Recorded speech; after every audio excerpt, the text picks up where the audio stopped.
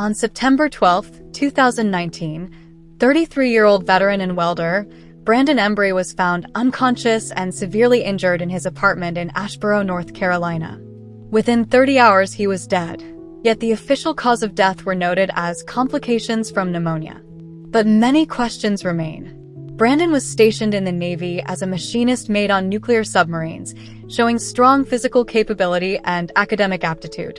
After being discharged due to a back injury and PTSD, he moved back to Washington State, but later returned to North Carolina in 2018 to be closer to his family. He had a number of health issues: low testosterone but was using self-administering hormone shots, back issues, sleep apnea, and many others. In February 2019, Brandon was admitted to the hospital. He was vomiting and his kidneys were failing. He ended up on dialysis but with no clear diagnosis. In April 2019, he fainted twice at work, had abdominal pain, nausea, vomiting. But still, doctors found no obvious cause. On September 12, 2019, Brandon's mother and sister knocked on his apartment door after he failed to respond to calls. They found his truck there. They had the door opened and first responders discovered Brandon nude, unconscious, and badly injured on the floor of his bedroom. His apartment was in extreme disarray: bloodstains on the bed, the floor and the walls, a broken back window, trash and dirty clothing everywhere. Valuables were still present, ruling out simple robbery. The medical examiner revealed severe bruising and cuts with signs of trauma from head to toe. It was stated that he looked like someone who had been hit by a car. Police initially entertained a theory of a drug-driven psychosis. The apartment locked, no forced entry, and the mess seemed self-inflicted. However, with Brandon being so severely beaten, his death was still ruled as death from pneumonia, noting his lungs showed consolidation and that pneumonia could explain his organ failure and sepsis. How exactly did Brandon sustain all the injuries? If someone else attacked him, who, why, and how did they escape detection? Why did his earlier health troubles happen? And are they connected to his death? Brandon's story remains unresolved. On the surface, the case is closed. Cause of death: pneumonia. But beneath that surface lies a trail of questions: the brutal injuries, the chaotic scene, and the earlier hospitalizations. His heartbroken family continues to search for answers because, as of today, this case remains unsolved.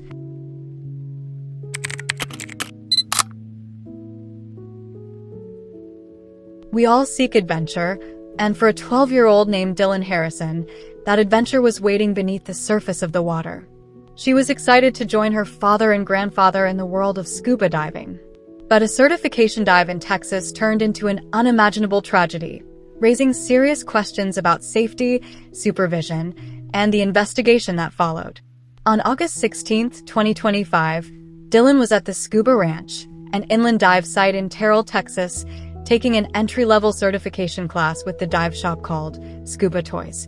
The course was led by instructor William Armstrong and a dive master, with 8 students in total. The goal of this particular dive was simple: practice descending to a training platform only about 5 meters or 16 feet below the surface. But accounts suggest the visibility that day was poor. During the first descent, a student signaled a problem, and the instructor surfaced the entire group. It was during the second attempt that everything went wrong. While the dive professionals claimed the group descended one by one on a line, other students alleged they descended together in a less controlled, uncoordinated group. When the group reached the training platform, Dylan Harrison was gone. She was only 12 years old, partnered with another child her age. The instructor reportedly searched the immediate area before surfacing to call for help. But a nearby dive school owner later reported seeing the certified rescue diver, the instructor, out of the water and completely dry while the search was still underway. Fortunately, instructors from a different nearby school launched their own search immediately. Within 7 minutes, one of their divers found Dylan's body at a depth of about 13 meters or 42 feet. The consequences for the dive professionals were swift. The Scuba Ranch permanently suspended the instructor, William Armstrong, and banned Scuba Toys from conducting further training at the facility. But the tragedy didn't end there. The investigation into Dylan's death immediately drew scrutiny from her family and legal representatives. Dive computers are the black box of the underwater world. They record depth, time, and ascent rates, the crucial objective data needed to reconstruct what happened. Yet, the family's attorney raised serious concerns that the Kaufman County Sheriff's Office failed to retrieve and analyze the data from the dive computers worn by Dylan, the instructor, and the dive master. Worse still, the dive master's computer has reportedly been lost entirely. Dylan's death was a heartbreaking loss of a bright young life, but the questions surrounding the supervision, the training, and the integrity of the investigation continue to hang over this case. It serves as a stark reminder of the risks involved in diving and the absolute necessity of strict adherence to safety standards.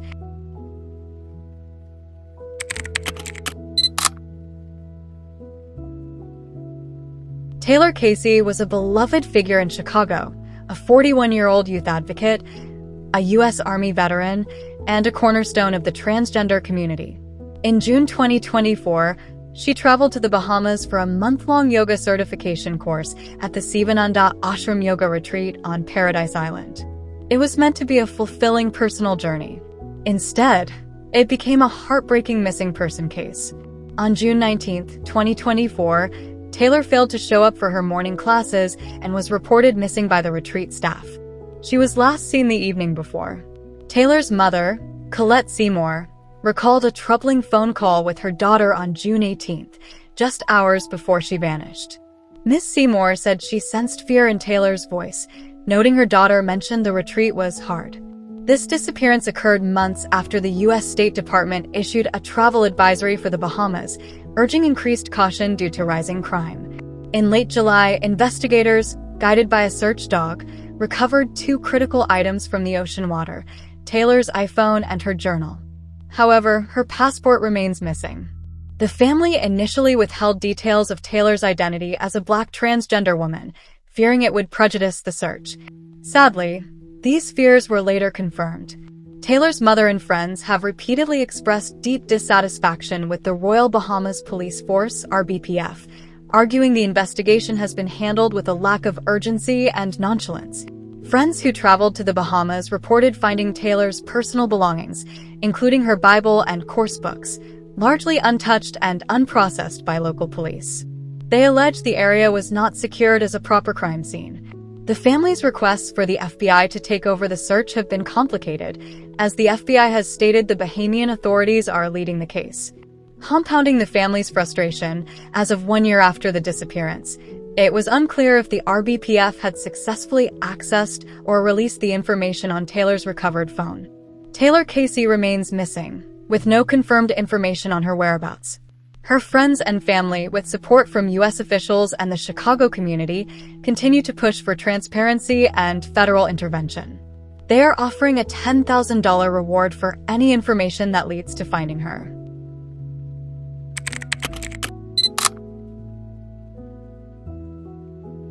The case of Romikia Sims centers on a tragic and baffling discovery made in La Plata, Maryland, in May 2015. On the morning of May 22nd, deputies were called to Wills Memorial Park after receiving a welfare check report. A woman had been seen pushing a child on a playground swing for an unusually long time. When deputies arrived, they found 25-year-old Romikia Sims still pushing her 3-year-old son in the swing. It was immediately clear the child was dead. Investigators later determined that Ms. Sims and her son had been at the park for approximately 2 full days, or over 40 hours, through rain and chilly weather. The boy was placed in the swing on the morning of May 20th and remained there until he was found. An autopsy by the medical examiner ruled the boy's death a homicide, concluding that he died of hypothermia and dehydration. In September 2015, a grand jury indicted Romikia Sims. She was charged with manslaughter, first-degree child abuse, and child neglect. The case concluded in February 2016 with a unique legal outcome centered on Ms. Sims' mental health. Ms. Sims entered an Alford plea to the charge of involuntary manslaughter, meaning she acknowledged that the prosecution had enough evidence to convict, without admitting guilt. Crucially, the judge then went on to determine that she was not criminally responsible for her son's death. This ruling was based on the expert opinions of 3 different court-appointed doctors who all concluded that Ms. Sims suffered from schizophrenia. They ruled that Due to her mental disorder, she lacked the substantial capacity to understand the criminality of her conduct at the time. The court accepted the ruling and ordered a 5-year conditional release. Under this order, Ms. Sims must adhere to strict conditions, including taking her prescribed medication, seeing a psychiatrist for follow-up treatment, participating in individual therapy. The case sparked a national discussion about mental health, parental responsibility, and the difficulty families face accessing consistent care.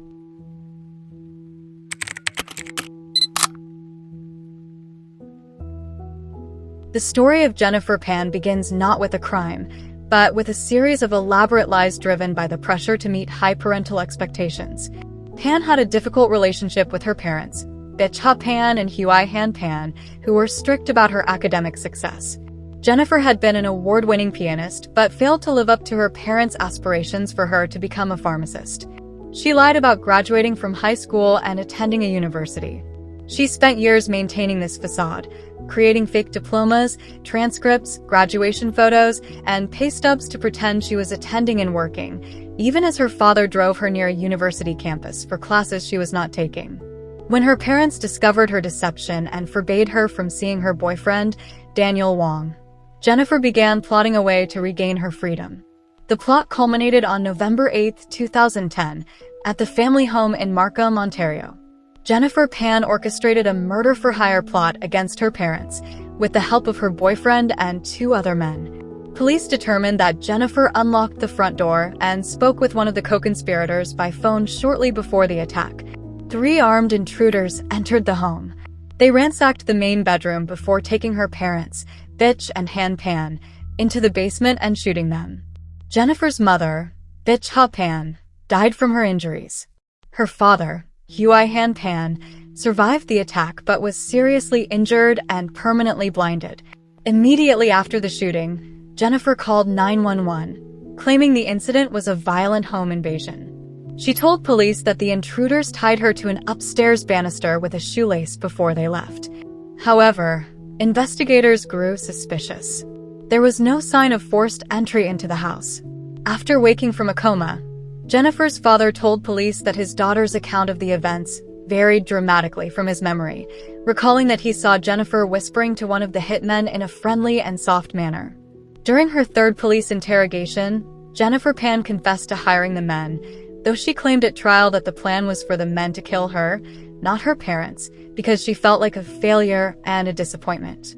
The prosecution's theory, however, was that she wanted her parents killed to be with her boyfriend and to benefit from the family's finances. In 2015, Jennifer Pan, her boyfriend Daniel Wong, and 3 co-conspirators, David Milvaganam, Eric Sean Carty, and Lenford Crawford, were found guilty of first-degree murder of Bitch Ha Pan and attempted murder of Hui Han Pan. She was initially sentenced to life in prison with no possibility of parole for 25 years. However, the legal proceedings are not final. In a 2025 ruling, the Supreme Court of Canada affirmed an earlier order for a new trial on the first-degree murder conviction for Jennifer Pan and her co-accused. The court ruled that the original trial judge erred by not instructing the jury on the possibility of a verdict of second-degree murder or manslaughter in the mother's death. Crucially, Jennifer Pan's conviction for the attempted murder of her father was upheld and still stands. As of now, a new trial has been ordered for the charge related to her mother's death. Jennifer Pan currently sits behind bars at the Grand Valley Institution for Women in Kitchener, Ontario.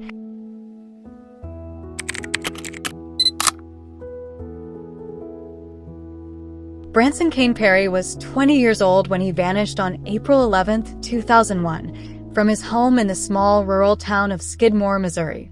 Branson, who was a black belt in Hapkido and suffered from a heart condition called tachycardia, was at home with a friend and 2 other men who were working on his father's car. Branson's father had recently been hospitalized, and Branson was helping to clean the house before his father's return. On the afternoon of April 11th, Branson told his friend he was going to walk about 30 feet to an outdoor shed to return a set of jumper cables. He was seen by 3 people, but he never returned to the house. The next day, Branson's grandmother found the house unlocked and deserted, which she noted was highly unusual. The initial investigation into his disappearance revealed several strange details. The jumper cables, Police searched the property shortly after he disappeared, but could not locate the jumper cables Branson was supposedly returning to the shed. However, 2 weeks later, the cables mysteriously reappeared just inside the shed door. The drug connection. Authorities questioned drug acquaintances of Branson's, with investigators noting that Branson had recently been experimenting with substances and reportedly had a bottle of Valium with him the day he disappeared. Rumors circulated that he owed money to drug dealers, a lead that was heavily investigated. The town's history. The case took on an added layer of complexity due to the small town of Skidmore's notoriety for a previous, separate, unsolved murder case where dozens of witnesses reportedly kept silent.